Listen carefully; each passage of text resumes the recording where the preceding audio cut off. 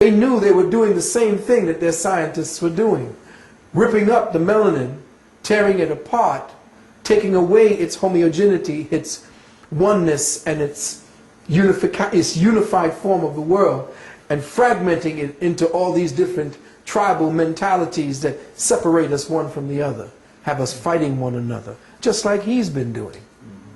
So he's ripped up not only us from the earth and from our places where we were indigenous to, he's ripped up our consciousness. He's torn melanin into shreds. He has miscegenated us so that we no longer can tap into the deeper dark matter consciousness that is our legacy within the central part of our brains.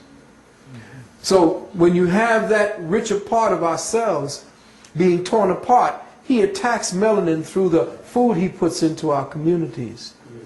He attacks our DNA genius and what is to come, how we may lead the planet back into its righteous trajectory towards the consciousness, the creative consciousness. He tears that up with the food that we eat, the juices, the kinds of things he puts into our community.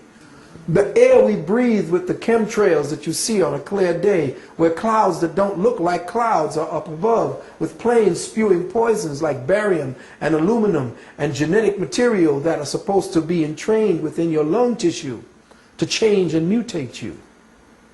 He is destroying the ability of your melanin to interface with the dark matter consciousness called Eta Carina that is heading in this direction as we speak today. The black God, or the dark God that was talked about in Amos in your Bible. Because they said God is not the light, God is the darkness. They said the darkness was existence, and from the darkness came the light. Well, the darkness is returning, and it's making all the scientists afraid because it's about to give forth with a burst of light. Phosphine genius is about to burst forward. And they say that once it happens, the skies of our solar system, our galaxy, will not see any blackness for a period of 7 days. Now, these are written in the holy books, but these books were not holy books for us to bow down and worship to. These books were there for us to study as books of science set down by our ancestors, who spoke about melanin in the Bible, or what became the Bible that we read today. What became the Quran we read today, the Sefer Yetzirah, the Kabbalah, all of these different books that we read today have to do with the return of the darkness, which is the eternal womb, the triple black mother. And right now it's returning. But you see, our melanin, the genius, the DNA that we're about to speak about is fragmented. So I'm going to try and I'm going to attempt to put together certain things, and which is what I've done. When you asked me what it is that you wanted to speak about the 6-strand DNA series, the series, the six-strand DNA, the 6 I'm going to explain what that means, and the 9-strand DNA series, that has metaphysical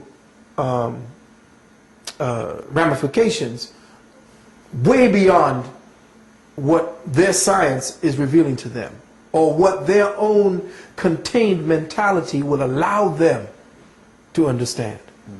And this is where the metaphysician has to step in, and this is why Dr. Oyibo is not only so essential to the next phase of consciousness on this planet, but why he is feared by the present structure, this present church of Western scientific thought.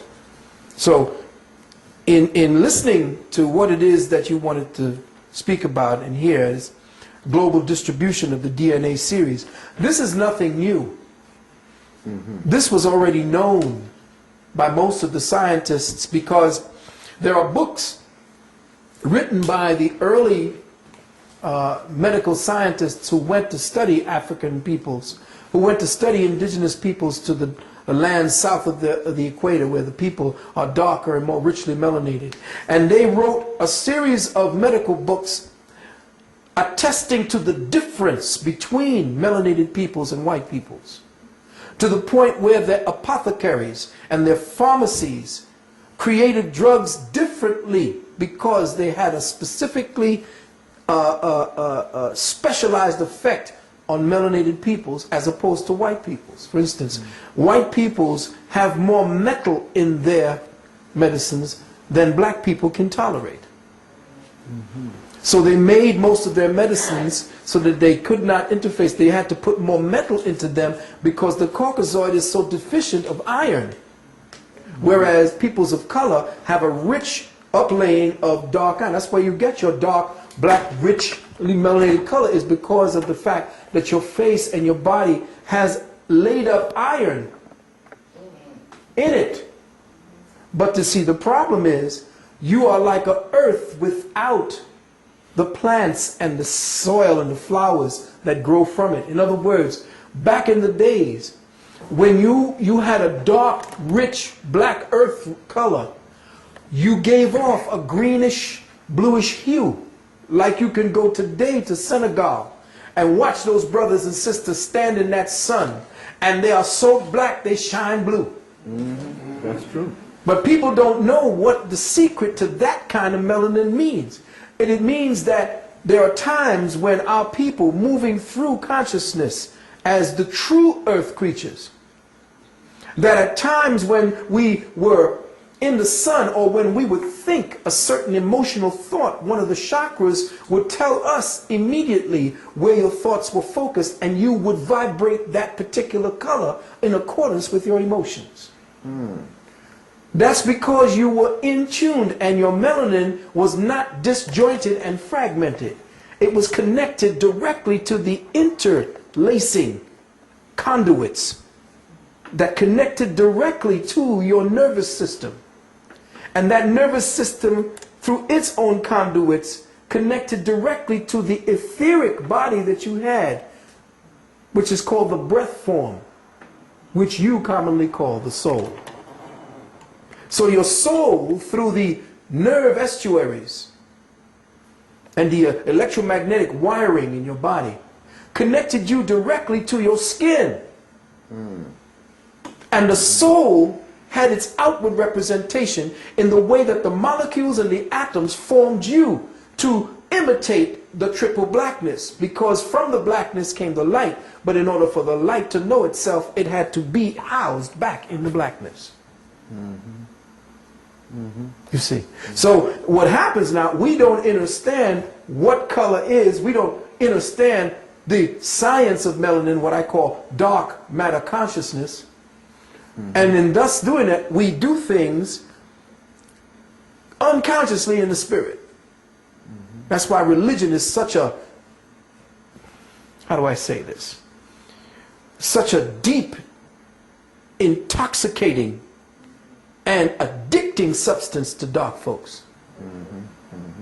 That is the number one place where they can defer and deter the consciousness of black people by setting up a structure to intercept the true spirit. And the one structure that intercepts the true spirit is religion. The dogma of religion are to take us away from actually interfacing with the true voice of God that will tell you the name of the Creator, because your DNA is linked to your melanin, and your melanin to the pigments on your skin. And that's how you had all these different names for God. Not Jesus. You didn't have these names like Allah. You didn't have all these names. These names came and were fostered upon you because you had names like Unkulunkulu. That was the sound of the cosmic resonance of the drums. And the way Most High spoke to you, so you spoke back the name that was given to you directly. You didn't need a second-hand interpreter to give you a name for God. God already gave you its name wherever you were on the planet, because the name that you called God where you were on this planet was the harmonic frequency necessary to keep the balance of the overall planet in place. So when this Caucasoid came around and began ripping up all of your religious sounds and your music and the way you spoke directly to the Creator, It ripped up and tore apart